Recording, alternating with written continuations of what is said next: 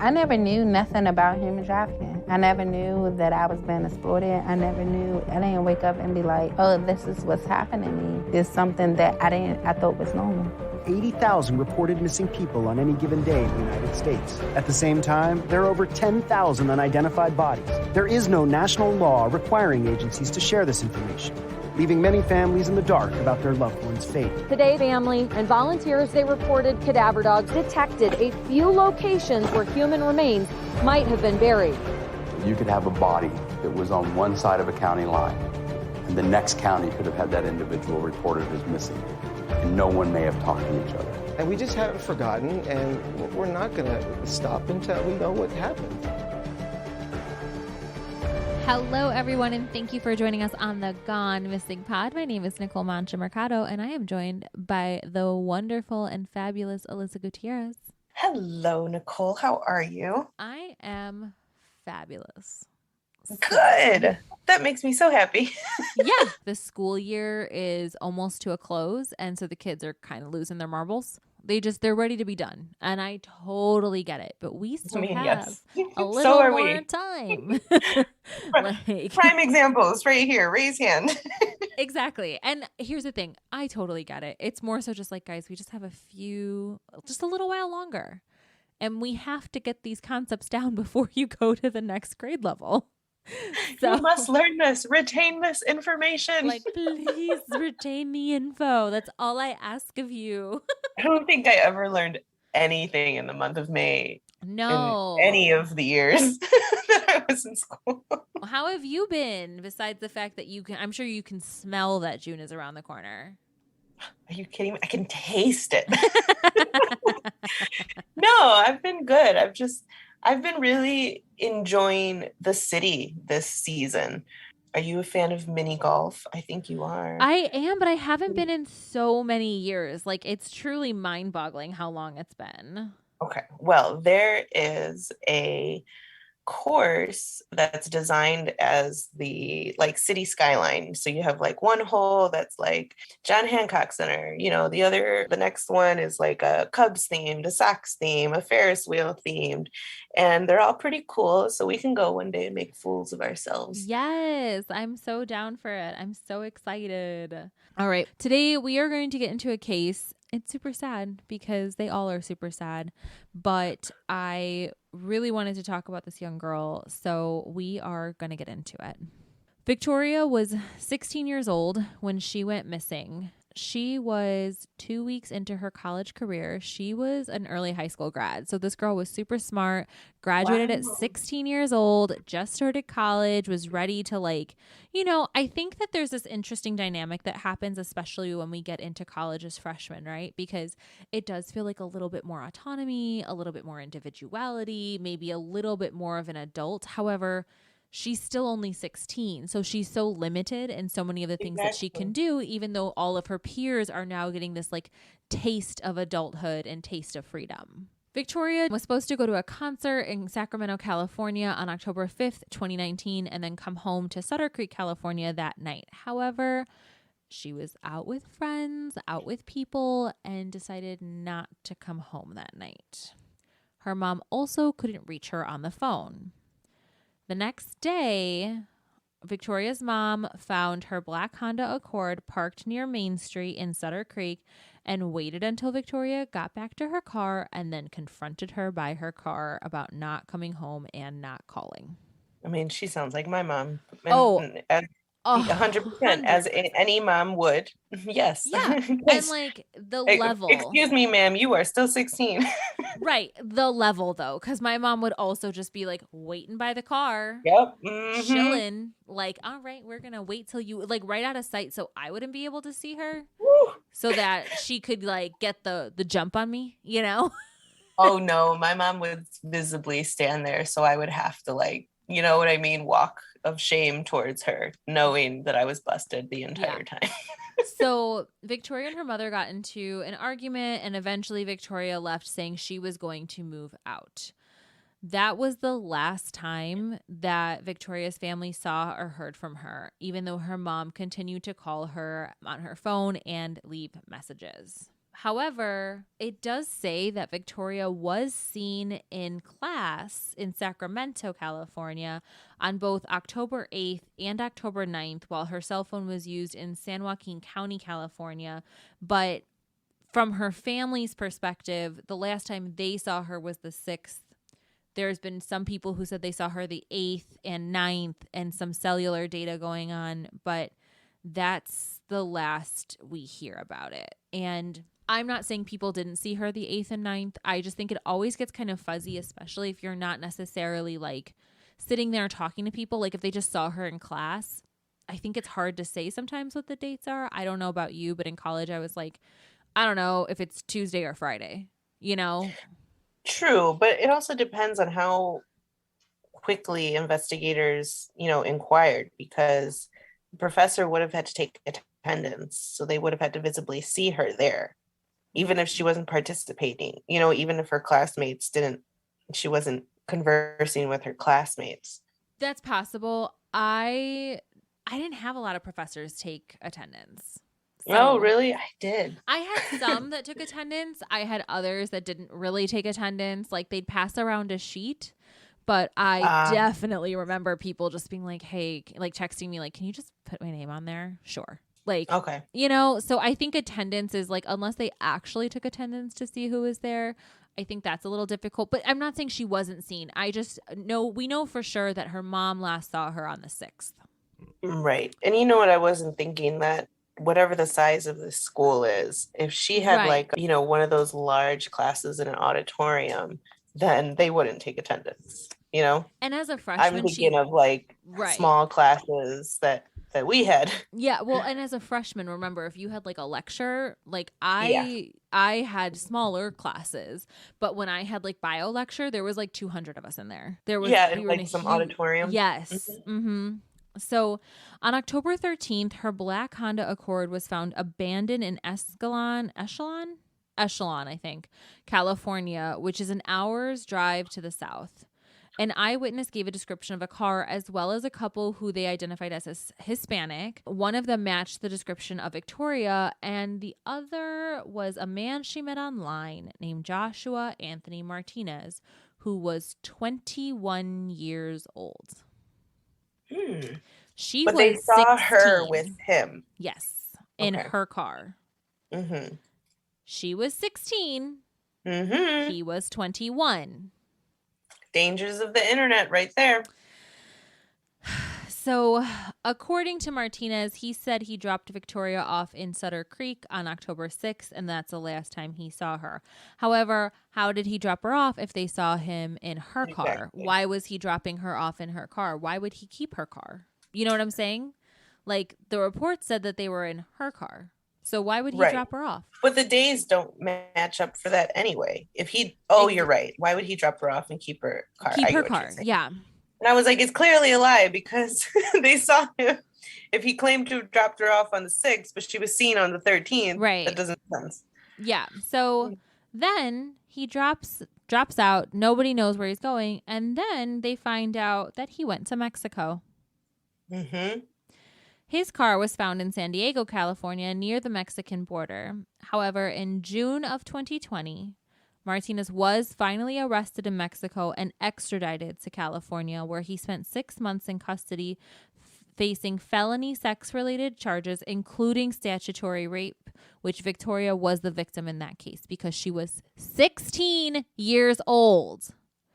A 21-year-old man, just not that I think young girls listen to this, and please don't, this is not appropriate, but no 21-year-old thinks you're that mature.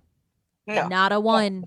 They don't. They're garbage people. Yes. At 16 years old, you are not ready to be with a 21-year-old. And no 21-year-old should be looking to date a 16-year-old that's like, granted, Victoria was in college, but that's high school age.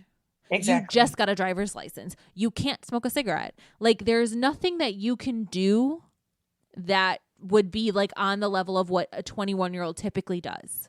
Mm-hmm. So, no, they're garbage. Garbage humans. Okay.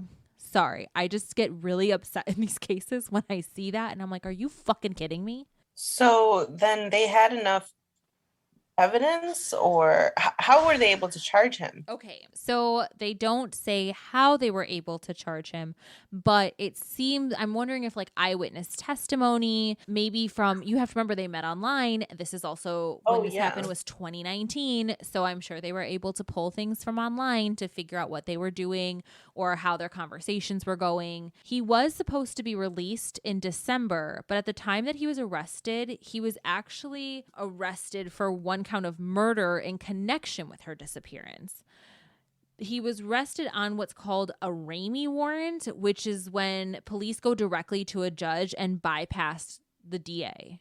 Mm-hmm. They basically have to convince the judge that there is probable cause and evidence that a crime was committed, even though Victoria has never been found. Okay. However, all this happens. Martinez does not provide any more information, and after just a few days, he was released for lack of evidence. Oh, no. The prosecution said that the evidence was all circumstantial and they didn't believe they would be able to prove their case, so they also dropped the sex crime charges. Oh, Now, because they didn't go to trial, I'm thinking this may have been why they dropped the charges. Because again, if they went to trial and he was found not guilty. Exactly. So Victoria's mother, Blanca Valencia, said, quote, "It's like you're a zombie, like you're dead but still alive and going through every day. It's a bad, horrible pain that you can't even comprehend and never goes away." She talks about Victoria as being really smart and beautiful and intelligent and just like really like she loved school and had such a bright future, and it was all just ripped away from her at the age of 16. Like, obviously she was super smart. She went to college at 16 years old. Right. One of the law enforcement officials mentioned, "We have no victim at this point, so the district attorney's office can't proceed with the case when we have no victim. It's very unfortunate, and we're extremely frustrated and heartbroken that we've come to this point in the case. We are certain Victoria Marquina was killed by Martinez and believe he had help, and doing everything in our power to bring justice for her closure for her family. However, despite being suspected of murder, despite being suspected of sex crimes, Joshua Martinez remains free and without charges to this day." That is so wrong. Fuck this guy. Yes. Because if he did it to her, he will do it to another girl. Exactly. And I'm not blaming law enforcement for this. I'm not blaming anyone for this, except for the person who did it, which is Joshua Martinez. Fuck him. And they clearly have enough evidence where they believe it is him, but it gets to be a real sticky situation. We've talked about this before. No body, no crime. No body, no crime. Evidence when it's all circumstantial. The problem, and I don't want to say the problem, but it is something that I've talked about with other people before. The issue is that when we say like judged by a jury of our peers, it's not really our peers, right? Because when you see like that nurse that was indicted for the that murder of her patient, right? I'm not going to say how I feel on either side. However, to say like a people of like her peers, but there's no medical people on the jury. Okay. Then that's not really her peers, right? When we have a black man at trial and there's no black people in the jury, how is that? You know what I'm saying? Like, there's just, to me, it's like, I get their thoughts of like having a jury make a decision when you're only allowed to make a decision on the evidence provided. And really, not even just the evidence provided, but the argument that's being said. It's really based on the words of the lawyers and who can sell the story better. Right. And who knows what his defense story is, if he has people to corroborate an alibi, especially if they help cover it up. Exactly. It's a huge gamble for the prosecution, but right. It still doesn't make it fair for her family. Exactly. And that's where I feel like I get really frustrated, because it doesn't make it fair for her family. It doesn't mean that she's getting justice. It doesn't mean any of those things, but it doesn't change the fact that like, I do understand them not wanting to roll the dice and let him be free and then have it come out later that they were able to find something else, because this is a relatively young case. It's not even 3 years old yet. Right. And so that's even more important as why we're talking about it, because if people can change their mind, say something because it's the right thing to do, Absolutely. especially if this individual and, friendships change, loyalties change, like do the right thing and say something.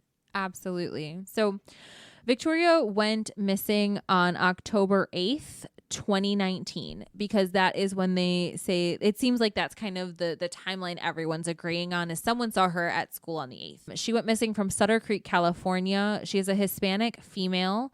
She went missing at 16 years old. She would be 19 today. So she actually went missing only a few days before her 17th birthday. Oh, no. She was between 5 foot and 5'1" and 110 pounds. When she went missing, the last thing people remember is she was wearing an orange sweater and distressed blue jeans. They do say Victoria may have been pregnant at the time of her disappearance, but this has not been confirmed. Yeah, which I also thought was kind of like, it wasn't mentioned in the actual article. It was just mentioned as like a medical condition, which again, we've seen it before, right? Where if someone knew they were going to get caught up on a statutory rape charge, they have made that person disappear. Oh, okay. So obviously I can't say for sure that he did it because lawyers, things like that. But it wouldn't be the first time we've seen something like this. Exactly. People had seen her in her black Honda Accord. However, that has been recovered. And she has brown hair and brown eyes. I would like to thank the Charlie Project as well as Ledger News for the information, and also put out the phone number for the Amador County Sheriff's Department, who is the investigating agency on her case. And their phone number is 209-223-6513. Thank you, Alyssa, for taking the time to cover this case with me. It was a lot, I know, but I'm really grateful that we're able to talk about Victoria and her case and just like her as a person. Her life was just taken too soon. Yeah. Thank you, Nicole, for bringing up this case. I know it was a tough one. We had some anger, lots of sadness here, but again, Victoria's name deserves to be out there. Her family deserves peace. She deserves justice. And my hope is just that by getting this case out in the media again, that can happen for her. Absolutely. Thank you so much, Alyssa. And thank you to the community. You guys are awesome. We're so grateful for you. Thank you, as always, to the Mercado Airwaves Network for hosting us each and every week, as well as Mike Mercado, our wonderful editor and producer. If you want to reach out to us on Instagram or Twitter, you can do so at The Gone Missing Pod or on Facebook at The Gone Missing Podcast. You can also become a patron and follow us at patreon.com/Mercado Airwaves Network under The Gone Missing Pod. We're so happy. Summer is almost here, and we can't wait to catch back up with you next week on our mini Missing Monday. Thank you. Bye.